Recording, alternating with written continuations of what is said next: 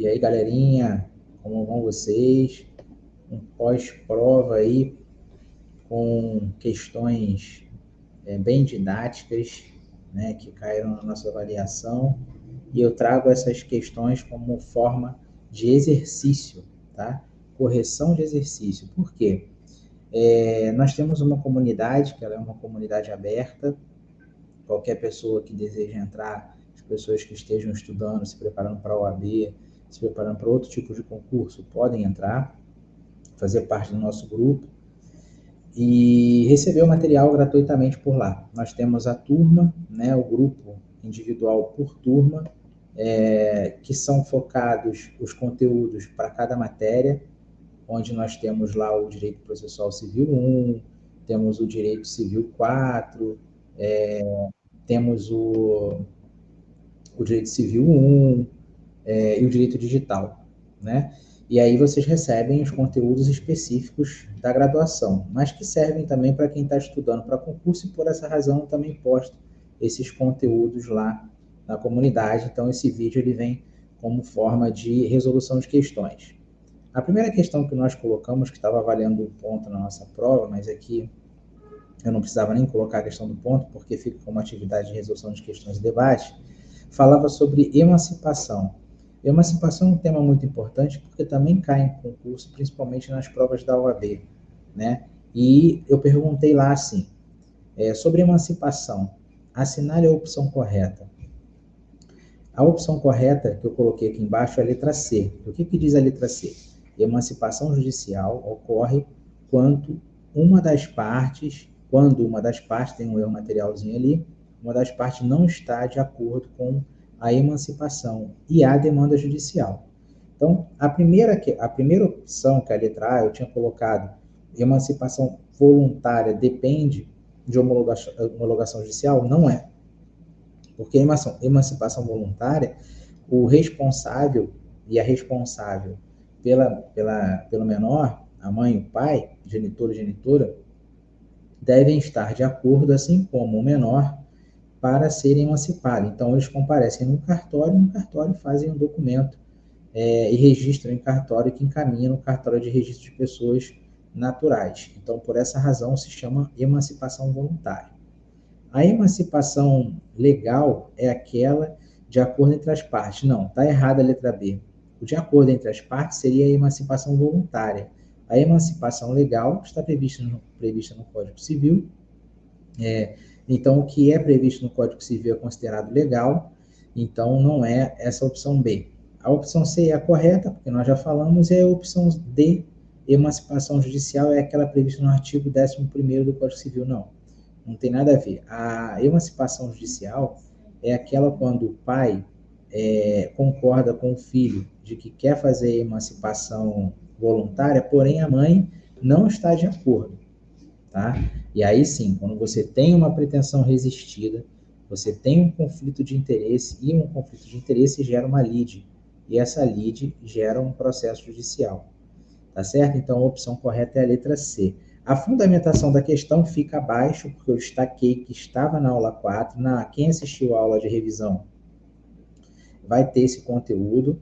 Esse conteúdo foi posto na aula de revisão, então eu coloco aqui para vocês entenderem. Inclusive, eu citei a questão do fim da capacidade, porque para lembrar, tá? Antes dos 16 anos, nós estamos falando de absolutamente incapazes. De 16 a 18 anos, nós estamos falando de relativamente incapaz, e de 18 anos em diante, nós estamos falando de capazes. Então, eu deixei aqui o fim da capacidade, que é quando a pessoa, o sujeito, atinge 18 anos de idade. Então, a incapacidade cessa aos 18 anos de idade, onde a partir daí se começa a plena capacidade, tá?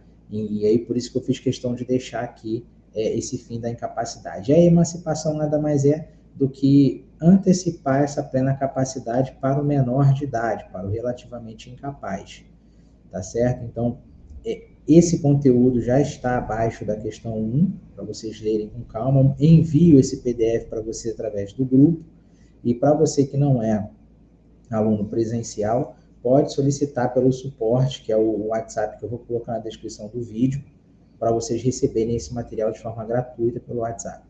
Tá? E se você não for inscrito no canal, por favor, se inscreva, porque toda semana vai ter conteúdo interessante, principalmente para concurso. A questão 2, que eu falo sobre a Lei de Introdução ao Direito Brasileiro, o artigo 6º, e a questão 2, ela fala o seguinte, ó, a lei em vigor terá efeito imediato e geral, respeitados os atos jurídicos perfeitos, o direito adquirido e a coisa julgada. Assinale a opção correta.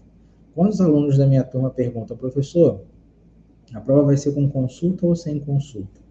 Eu sempre ofereço a prova sem consulta, porque eu acho que é mais simples, já que nós temos conteúdos em sala de aula, que nós escrevemos no caderno, temos conteúdos através de PDF, temos conteúdos através de PowerPoint, temos aula de revisão, então nesses momentos e nesses encontros, nós esgotamos o assunto e falamos sobre artigos do Código Civil, no caso do Direito Civil.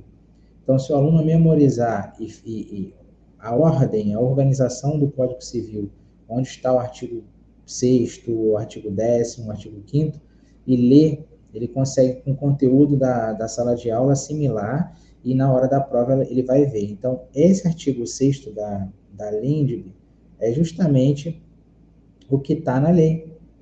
Eu coloquei na prova o que está na lei. Tá certo? Então, olha lá. A lei em vigor terá efeito imediato e geral, respeitados o ato jurídico perfeito, o direito adquirido e a coisa julgada. Assinale a opção correta. A opção correta nessa questão é a letra A. Vou voltar na letra A agora e vou explicar o porquê.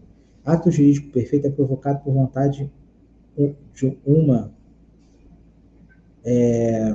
Ato jurídico perfeito é provocado por vontade da parte, que produz efeito legal. Então, por vontade humana. Era para ser humana que tem um erro material. Na hora que eu fui compilar para cá, cortei a palavra. Então, ato jurídico perfeito, ele é provocado por vontade humana e produz efeito legal no mundo jurídico.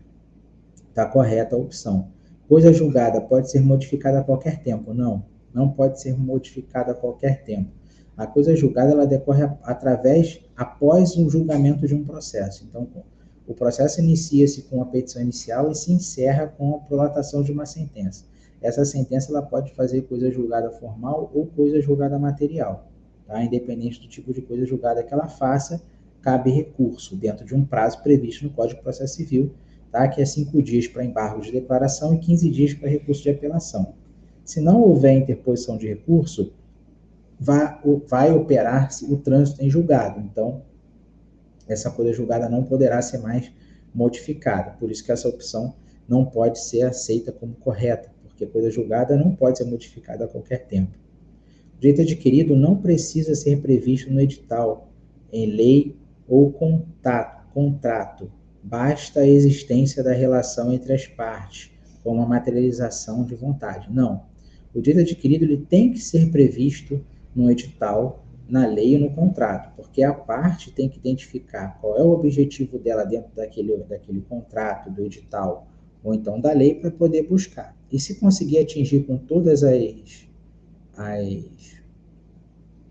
os requisitos, né, conseguir atingir o seu objetivo, então ele se torna um direito adquirido. Nós damos sempre o exemplo aí de um concurso público, que o sujeito preenche os requisitos iniciais, realiza a prova escrita, realiza a prova psicotécnica, realiza a prova prática, se for o caso, exame físico, e aí é aprovado. E aguarda o chamamento para ser empossado.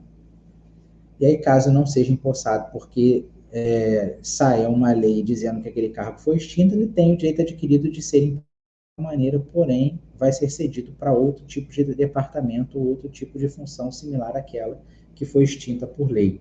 Então, isso podemos considerar que é um direito adquirido. Tá? E a letra D, ato jurídico perfeito não precisa ser consumado segundo a lei vigente. Precisa. Tem que ser consumado para ser ato jurídico perfeito. Todo ato praticado por vontade humana que está de acordo com a lei, né, e produz efeito no mundo jurídico, ele é um ato jurídico perfeito. Então, ele tem que ser consumado sim. E aí abaixo eu coloco toda a fundamentação que nós vimos na aula de revisão. Eu transcrevo o artigo 6º da LINDB, falo sobre a questão do que é um direito adquirido, o que é um ato jurídico perfeito, o que é uma coisa julgada, e aí eu já dei essa explanação agora, quando nós estávamos debatendo a resposta da questão. A questão 3, nós falamos sobre princípios do direito civil, tá? Marque a opção correta. Esses princípios do direito civil, que a opção correta é a letra A, nós falamos de sociabilidade, eticidade e operabilidade, está prevista na nossa aula 2, que eu destaquei essa aula 2, coloquei na aula 8, que foi a aula de revisão, esgotamos esse assunto também. Se vocês abrirem a apostila de vocês, vocês vão ver todos os 3 princípios que nós colocamos na questão 3, que são sociabilidade, que eu coloquei aqui embaixo no item 1, eticidade, que eu coloquei no item 2, e operabilidade, que eu coloquei no item 3. Eu não tive nem o trabalho de mudar a ordem deles. Os 3 eu coloquei na ordem. Tá? Então, abaixo dessa questão 3, vocês vão ter o conceito desses princípios previstos no Código Civil. No Código Civil, no nosso material, tá? São os princípios do direito civil. Então, pessoal, está aí corretamente a fundamentação da resposta da questão 3. Então, agora, a questão que eu considerei mais complicada, né, para pensar um pouco mais, foi a questão número 4, que eu trouxe do concurso unificado da OAB, da banca da FGV, que foi o concurso 31. Foi na primeira fase. O problema foi o seguinte: nada de misterioso que nós não tenhamos visto na sala de aula, tá? E não também que não tenhamos visto em nosso material. Tudo está previsto em nosso material. Então, vamos lá na questão 4. Márcia, adolescente de 17 anos de idade, sempre demonstrou uma maturidade muito superior à sua faixa etária. Nós sabemos que a 17 anos de idade é relativamente incapaz, tá? Seu maior objetivo profissional era tornar-se professora de história e por isso decidiu criar um canal em uma plataforma online na qual publica vídeos com aulas por ela própria elaboradas sobre conteúdos históricos. O canal tornou-se um sucesso, atraindo multidões de jovens seguidores e despertando o interesse de vários patrocinadores, que começaram a procurar a jovem, propondo contratos de publicidade. Embora ainda não tenha obtido nenhum lucro com o canal, o problema ele é bem detalhista com relação que ela não obteve lucro ainda com o canal, tá? Por mais que ela não tenha obtido lucro com o canal, Márcia está animada com a perspectiva de conseguir custear seus estudos na faculdade de História, se conseguir firmar algum desses contratos. Para facilitar as atividades da jovem, seus pais decidiram emancipá-la, ou seja, trazer toda aquela capacidade plena após aos 18 anos para o momento atual, que é quando ela tem 17 anos, ou seja, falta um ano para ela atingir a capacidade plena. Porém, ela está evoluindo bastante com relação ao trabalho com o canal dela e divulgando as aulas que ela precisa firmar contratos de patrocinadores e assim obter lucro, obter rendimento para que ela possa custear seus estudos na faculdade de História. E aí os pais viram a urgência e decidiram, junto com ela, emancipá-la, o que permitirá que celebre negócios com futuros patrocinadores com agilidade. Sobre o ato de emancipação de Márcia por seus pais, assinale a afirmativa correta. Então, mais uma vez, eu provo para vocês aqui que a emancipação é um tema muito importante, né, na graduação e que cai em concurso da OAB.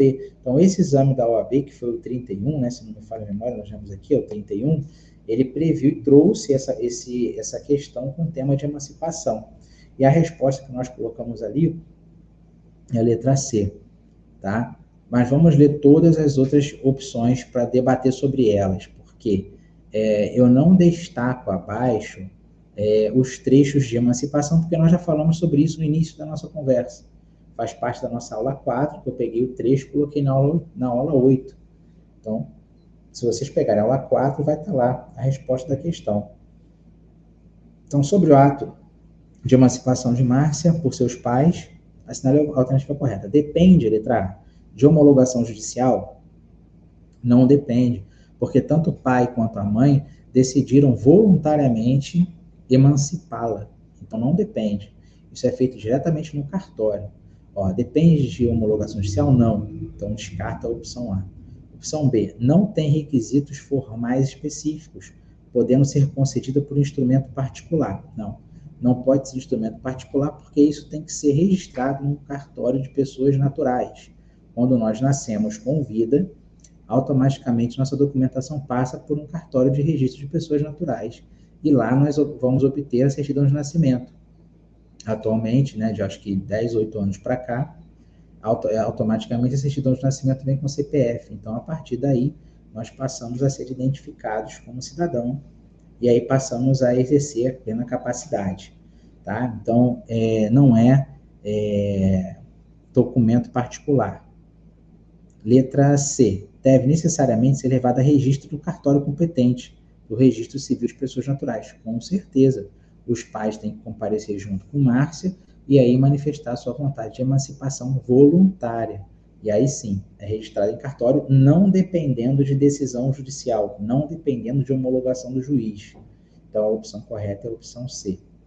Letra D. É nulo? Não, pelo contrário, pois ela apenas poderia ser emancipada caso contasse com a economia própria, o que ainda não aconteceu. A economia própria é uma forma de emancipação legal, prevista no Código Civil.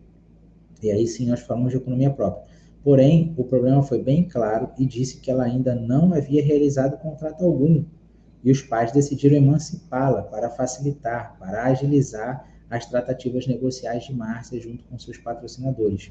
Então, essa opção é errada. Então, a opção correta é a letra C, tá? Ressaltando para vocês que uma fundamentação mais clara e teórica sobre o assunto está na aula 4, que está dentro da nossa aula 8, com um trecho destacado aqui na primeira ou na segunda questão no início da nossa conversa, beleza? Vamos lá. Questão 5. Sobre direitos da personalidade, assinale a opção correta. A opção correta que eu citei aí no gabarito foi a letra B. Mas vamos ler todas as questões e entender o porquê que a letra B está certa. É vitalício, né? Acompanha a pessoa durante toda a vida, os direitos de personalidade. Tá? Com a morte não se finda. Não, aí está errado. Vitalício, os direitos da personalidade acompanha a pessoa durante toda a vida. Beleza, até aí está certo. Mas com a morte não se finda, porém se adequa ao direito sucessório, ou seja, passa aos herdeiros. Está errada a questão. Por quê? Com a morte, o direito de personalidade se finda sim. O direito sucessório não tem nada a ver com o direito de personalidade. Nesse momento, morte. O momento morte inicia-se o direito sucessório e se encerra o direito de personalidade do sujeito que faleceu, ou seja, do de cujus. Tá certo? Então, essa opção A está errada. É absoluto quando o titular do direito pode exigir que o Estado promova tais direitos. Com certeza. Isso é previsto na Constituição Federal, é previsto no Código Civil, que os direitos da personalidade são absolutos. Ele é absoluto. Nós sabemos que o Estado nos garante determinados direitos, nos garante segurança, nos garante educação, nos garante saúde. Então, tudo isso é direito que o cidadão pode exigir. Então, a opção correta é a letra B. Letra C. É nato quando pertence ao sujeito desde o nascimento. Não. O que a lei traz de previsão em relação a nato é o inato. Se fosse inato, aí sim a opção C seria correta. Quando fala de inato, nós falamos que nos acompanha desde o nascimento. Tá? Então, essa opção C está errada. Prescritível e extrapatrimonial. Ele, na realidade, não é prescritível, ele é imprescritível. O direito, sim, que é o direito de discutir a personalidade, é que prescreve e é previsto no Código Civil. Então, se eu tenho meu direito à personalidade violado ou atingido por alguém, de uma maneira, a ofensa à minha própria personalidade, eu posso ajuizar uma ação contra essa pessoa. Aí o meu direito de buscar esse direito, olha a redundância, o direito de ir a juízo é que prescreve, não o direito de personalidade. Então eu tenho, dependendo do caso concreto, dependendo da matéria, o prazo prescricional previsto nos artigos 206, 205 do Código Civil e dentre outros. E até mesmo leis específicas que trazem prazos prescricionais. Aí nós falamos do direito ao acesso à justiça que prescreve. não o direito da personalidade, e muita gente confunde com relação a isso. Então, essa questão 5, a opção correta é a letra B. Tá? Eu venho trazendo para vocês aqui abaixo uma fundamentação explicando sobre a questão do direito da personalidade. Nós falamos sobre conceitos, falamos também que ele é vitalício, que ele é absoluto, que ele é ilimitado, nós não colocamos essa opção. Falamos que ele é inato, mas porém colocamos nato, e aí sim alguns alunos fizeram confusão. Falamos que ele é extrapatrimonial, sim. Imprescritível, sim. E naquela opção falava imprescritível, tá? E aí a gente coloca lá, falar pura e simplesmente sobre direitos personais são imprescritível é fácil, mas você já parou para pensar por quê? Aí o Código Civil esclarece que violado o direito nasce do titular a pretensão, o qual se extingue pela prescrição. Então, a pretensão de buscar o direito em juízo, ela vai se extinguir. Agora, o próprio direito da personalidade não se extingue porque ele é imprescritível. Lógico, ele só vai se extinguir com a morte. Ele se torna extinto com a morte. Aí ele vai acabar, ele vai se encerrar. E aí inicia a questão do direito sucessório, como nós falamos anteriormente. Eu falo aqui sobre o artigo 205, 206, do artigo 189 do Código Civil, que fala sobre prazo prescricional para buscar a pretensão de um direito junto à justiça. Isso sim prescreve. Tá? Então, o material aqui está bem rico de informação. Ele é intransmissível e irrenunciável, que nós não colocamos na opção, e relativamente indisponível, que também nós não colocamos nas opções.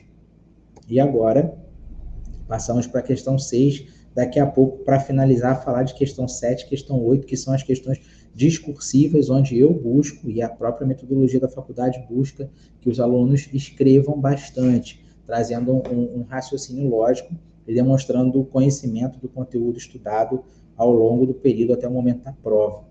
Então, a questão 6 é a única questão, é a última questão de múltipla escolha, né? Sobre sucessão provisória. Assinale a opção correta. A opção correta na questão 6 é a letra B. Eu destaquei embaixo a fundamentação da resposta, comprovando que a letra B é a resposta correta, né? O que diz ali a letra A? Considera-se presumida tão somente quando se decretar a ausência. Não necessariamente quando decreta-se a ausência. Então, essa opção está errada. Letra B. A sentença que determinar a abertura da sucessão provisória só produzirá efeito 180 dias depois de publicada pela imprensa. Aí sim, essa é a opção correta. 180 dias é o prazo de segurança que o legislador entendeu viável para uma sucessão provisória. Então, essa é a opção correta, e lá embaixo a gente fundamenta com conteúdo de sala, né, e indicação de dispositivo legal que sustenta a resposta da letra B. Letra C. Os imóveis dos ausentes não podem ser alienados por não ter sido comprovada a morte. Pelo contrário, pode sim. Né? A morte ela pode ser de algumas formas, não necessariamente tenha que ter o corpo para ser decretada a morte. Nós também temos uma morte por desaparecimento. A ausência pode ser considerada uma morte fictícia. Tá? Então, vamos voltar ali. A sucessão provisória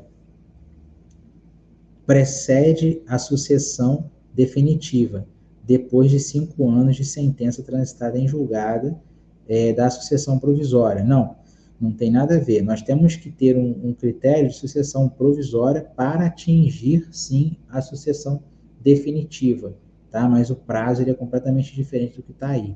Então, a opção correta da questão 6 é a letra B. E embaixo eu falo da sucessão provisória e sucessão definitiva. Após decorrido o prazo de 1 ou 3 anos, os interessados poderão requerer a abertura de sucessão provisória. Antes desse prazo, nós não temos como abrir uma sucessão provisória.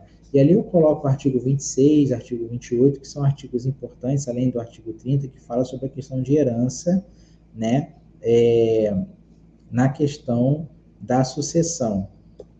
E aí venho fundamentando, falo dos efeitos da sucessão provisória, citamos artigo 31 e 33, esse material vocês vão receber, e aí na medida que vocês tiverem a prova em mãos, vocês vão ler, para poder entender o que vocês erraram, ou o que vocês acertaram, que o objetivo de fazer essa correção gravada é justamente essa. Vocês peguem o material, assistem, leiam o material físico com a prova e vai acompanhando no que o professor está falando aqui no vídeo. E aí vocês vão assimilar e vocês vão aprender, tá? Entrando na questão 7, que é a primeira questão discursiva, é uma questão muito simples, e eu me prendi nessas questões 2 aulas antes do início da revisão. Eu acho muito importante porque na prática nós encontramos muito isso, então parece que é um beco sem saída. Então, se vocês souberem lidar com essa situação, principalmente o conceito de início de uma pessoa jurídica, fim de uma pessoa jurídica, demanda judicial e a opção de buscar aquilo que é de direito do seu cliente através de uma desconsideração de personalidade jurídica, beleza, vocês estão conseguindo se livrar bem nos trâmites processuais, tá? O processo ele não acaba porque o réu não tem bens, não é bem assim. Nós temos como buscar, principalmente de pessoa jurídica. Então a pergunta foi assim: com suas palavras, explique sobre a constituição da pessoa jurídica, bem como dê exemplos e comente sobre a desconsideração da personalidade jurídica e despersonificação, diferenciando-a. É a aula 6 completa. Eu falei para vocês em sala de aula que eu iria pedir a aula 6 completa para vocês explicarem como se nasce, não como se nasce, como se cria uma pessoa jurídica. Então, é através de um contrato social, que é levado com algumas documentações, principalmente das pessoas naturais, ao cartório, registro do cartório de pessoa jurídica, e lá, com toda a documentação ok, cumprindo o que é determinado pela lei, o cartório aceita a entrada dessa documentação, depois essa documentação toda é encaminhada para a Receita, e ali vocês vão adquirir o CNPJ, que é o Cadastro Nacional de Pessoas Jurídicas. É como se fosse um CPF da pessoa natural, mas não é. Alguns alunos fizeram confusão nessa questão. Então, a pessoa jurídica, ela não nasce com vida, ela é criada ao longo da vida do seu sócio-diretor, né? Ela não é inata, é ao contrário da pessoa natural. Ela não tem CPF, ela tem CNPJ. Então, a partir daí é que começa a obter direitos e também gera obrigações e deveres com relação à norma legal, né? Todas as pessoas jurídicas têm que recolher imposto de renda, têm que pagar impostos de qualquer outra natureza, desde que façam vendas ou executem serviços, têm que recolher imposto. Então, a pessoa jurídica ela tem a personalidade dela, assim como a pessoa natural, porém, a qualificação é diferente. Tá? Ela é feita, ela é criada ao longo da vida da pessoa natural. E aí tem um nome, tem uma marca, essa marca pode ser registrada, pode ter um nome fantasia, tá? Pode ter vários tipos de atividades. Então, isso é o que eu precisava que vocês explicassem sobre a pessoa jurídica. E aí falassem também que ela pode ser uma pessoa jurídica de direito público, pessoa jurídica de direito privado. Se quisesse citar alguns exemplos, poderia citar. E aí explicar esses exemplos de uma maneira bem superficial, que seria bacana. E depois chegar na questão da desconsideração da personalidade jurídica, para falar que, esgotada todas as possibilidades de busca da materialização do êxito de uma ação judicial, a pessoa interessada, o beneficiário, vamos dizer assim, quem venceu a ação, quem obteve êxito na ação, pode querer a desconsideração da personalidade jurídica para buscar atingir os bens dos sócios, e aí sim tentar aumentar a sua possibilidade de êxito na ação, para materializar aquilo que foi decidido em sentença. Tá? Então, a desconsideração da personalidade jurídica não encerra a pessoa jurídica, mas sim vai além do patrimônio da empresa que adentra ao patrimônio de seus sócios. Então, isso é uma desconsideração da personalidade jurídica. E a despersonificação já é a dissolução da empresa, é o fim da empresa. Então, a despersonificação é diferente de desconsideração de personalidade jurídica. E ponto. A questão estaria bem show de bola, conforme o professor queria, a explanação dentro desse assunto.